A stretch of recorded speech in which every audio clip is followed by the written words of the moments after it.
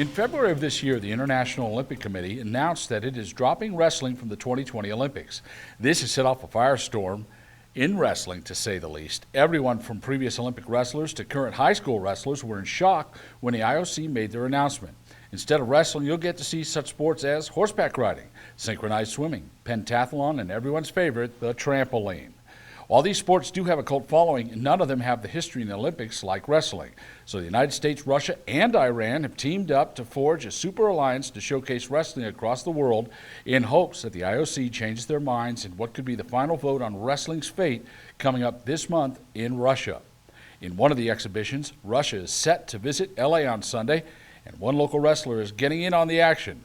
Randon Miranda from Quartz Hill High is scheduled to wrestle in the showcase, and he hopes the event will open the eyes of the IOC.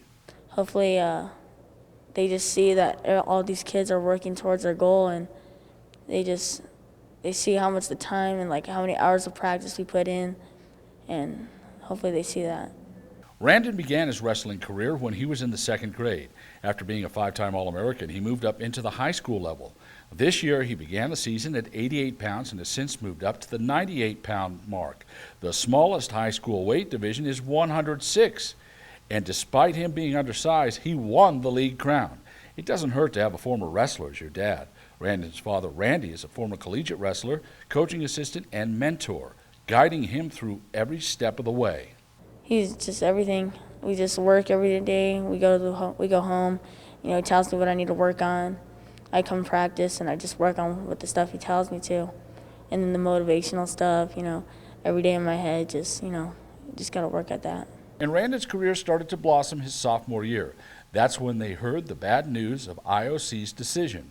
Randon has kept his spirits up. Well, it's kind of like a shame, but, you know, I kind of look on the bright side. I mean, they're still going to have the world championship, so, you know, I just got to kind of make the best of it and just look forward to being a world champion if wrestling does not make it. Randon hopes Sunday's exhibition versus Russia will make a difference with the IOC. Randon's season won't end there. He is scheduled to wrestle in Florida, Ohio, and other parts of the nation this summer. Scrambles on L and 30th will be holding a fundraiser for him on May 29th. For more information, give them a call or check out the website on your screen.